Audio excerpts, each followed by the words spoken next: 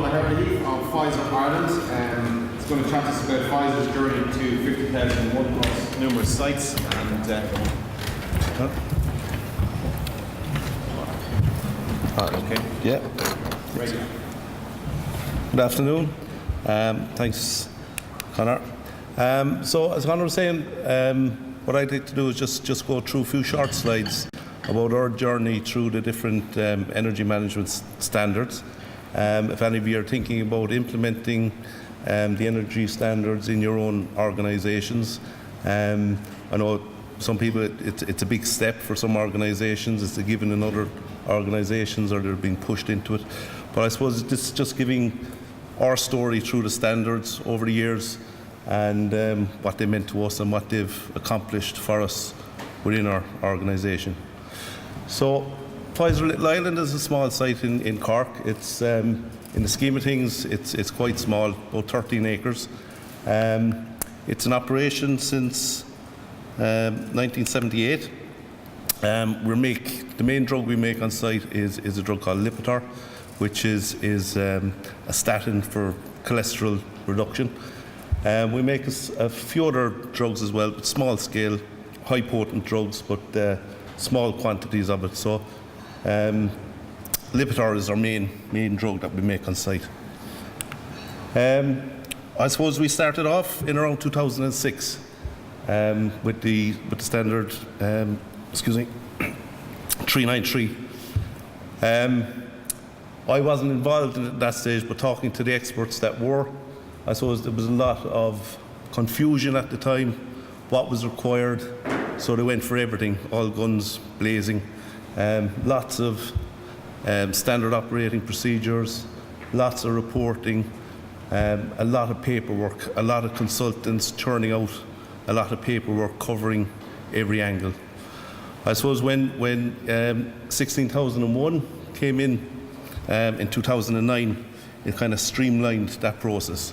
So it was looking more towards the verification of savings, the finding the efficiencies in the processes and chasing them and showing the improvements that are being made.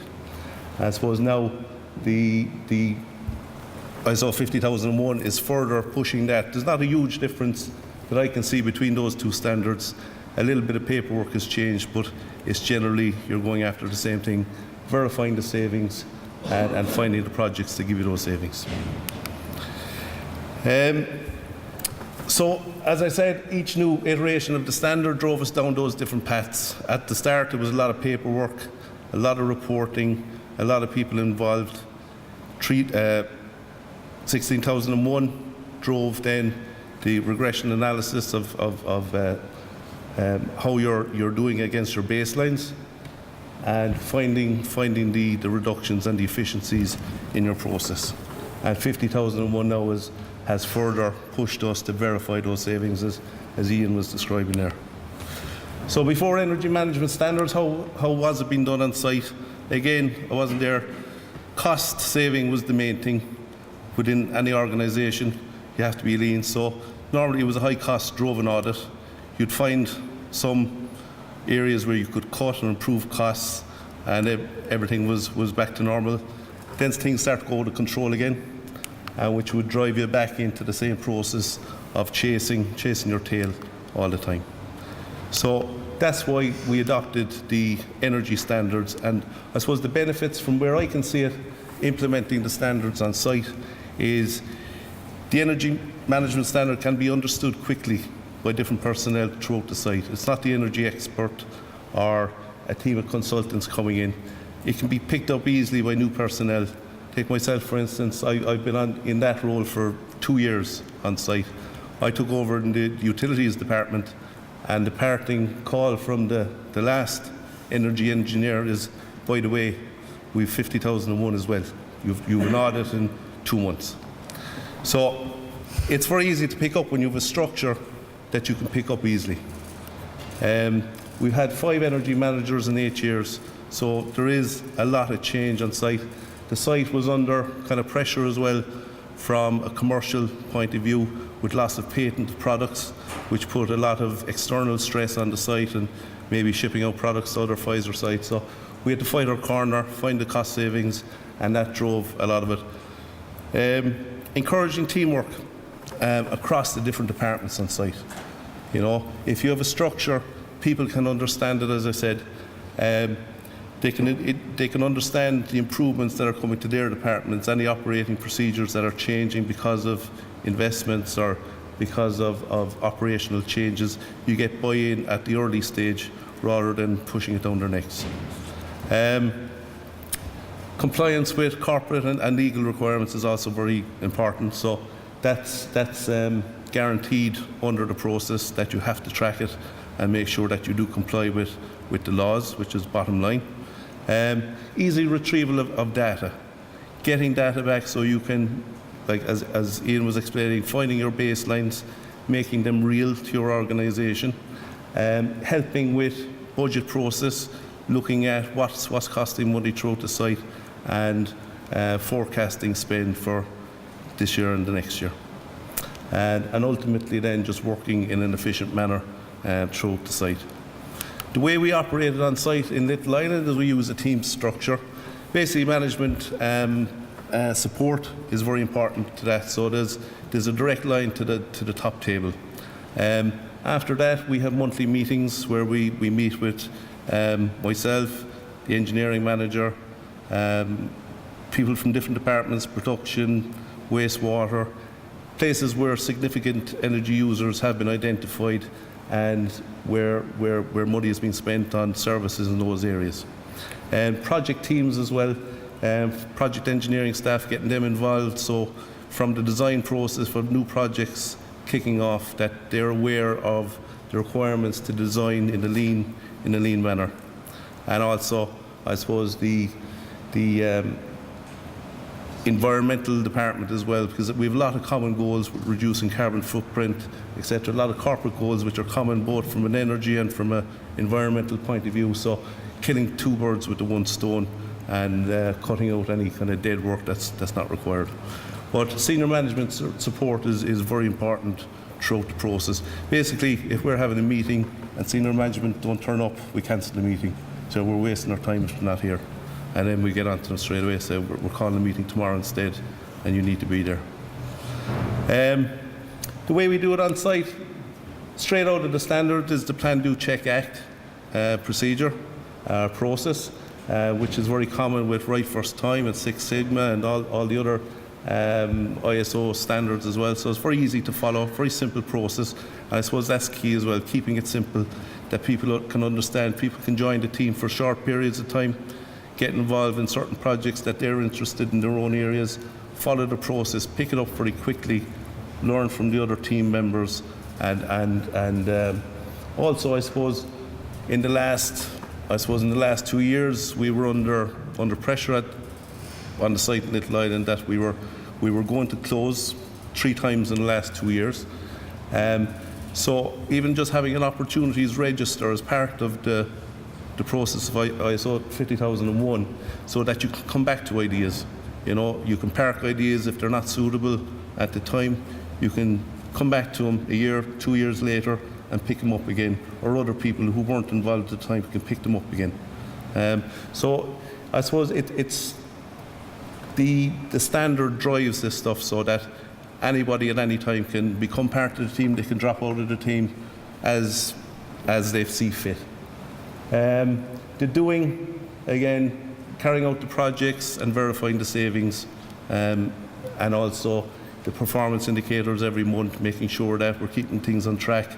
If there's anything there that's going pear-shaped, we can address it quickly and get to it, fix it, sort it out, and move on.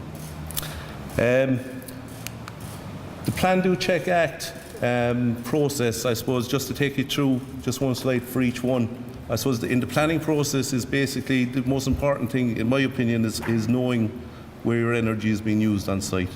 Okay, so doing a detailed analysis of where you're using your electricity, where you're using your gas. As we know, a small bite out of a big pie is better than a big bite out of a small pie. So finding the significant energy users on your site and going to them to find your cost cutting and making significant savings.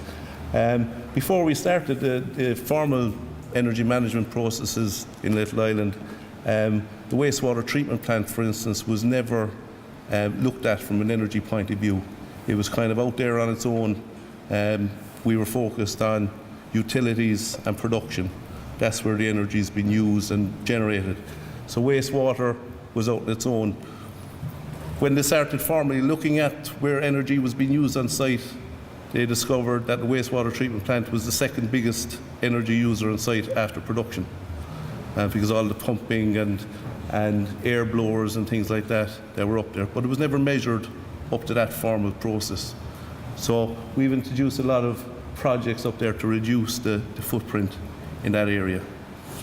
So that's the planning stage is going after, finding what you want to go after, basically. The doing then is implementing the projects around the site, big and small, having a list of opportunities, verifying those, that the ones that you want to go after, then getting the capital if necessary to do it, or it might be just a process optimization, the low-hanging fruit, etc., and implementing them around the site. And then the verification process after that to see that you did obtain the savings that you were expecting. So monthly targets, yearly targets, weekly targets, energy performance indicators, regression analysis is all part of that checking and acting. Monitoring what you're doing on site, verifying the savings, and chasing anything that's outside or seems to be going in an area that's where you don't expect, so that you can cut it off at source if there's a problem, find where the issues are, resolve them, and move forward. Just one short case study of the Plan, Do, Check, Act process as it works on site is our thermal oxidizer, which is another end-of-line piece of kit that hadn't been looked at up to the formal energy management standards being introduced on site. Again, it was an end-of-line piece of equipment. It's a hotbed where basically it's this unit here on the bottom of the screen. It burns off gases from production, so solvent-laden air or any exhausts from the production process that might contain traces of solvents and things like that. Instead of getting into the atmosphere, it gets burnt off at high temperature. So it was installed in 1999. There's a big fan feeding that, sucking the air out of production and through this hotbed. It's a 250 kilowatt fan on a VSD motor, so it speeds up and ramps down depending on the load from production. So there was an element of efficiency built into the process as it was built. But when we went looking at it, we found, working with the manufacturer, that there was a new type of bed that we could install that would give us a benefit. So we studied that process. So in the end, we changed out the bed, the hot bed inside in the furnace. And basically we changed out these ceramic saddles for ceramic blocks, which basically stream flowed or gave a stream flow through the bed, a very aerodynamic airflow, reduced the differential pressure across the bed, and gave a better heat transfer between the gas in the furnace and the solvent-laden air coming through the furnace. Okay, so that was the project. It's between its planning stage and its implementing stage, and then to verify the savings then after the project. This is just a graph just showing the electrical load for that fan before and after the bed change out. So we got a 40% reduction in electricity straight away when we started up the unit after the modification. We also got great gas savings. So up to this point, this was one of our significant energy users on gas on site beside the boiler. There was only two main gas users on site, the main steam boiler and the thermal oxidizer. So it reduced our load from about 24 meters cubed of gas an hour to 4. So again, a huge 80% reduction in gas use there as well. So now we've made our savings, so now we monitor. So every month we monitor the readouts from those users, the gas meter and from the VSD fan, and if there's anything starts to go outside our limits, we can investigate the reason for that and keep it going. So that's just an example of how the system works for us in Little Island. We use that process for all our little projects, big and small. It could be lighting, it could be anything really that you want to apply it to. It's very straightforward, and anybody can understand that quickly. You know, you can describe that process to anybody on your site, and they can get on board very quickly for projects in their department where they understand how energy is used in their areas. So where we think it's brought us, just to wrap up, I suppose, senior management commitment to the programme, as I said, is key. You know, they're the people you're going to have to convince to get your funding if you want to implement any projects, even to waste people's times. We're having meetings and talking about energy, you know, getting them to the meetings, so they have to commit and be seen to commit to the process on site.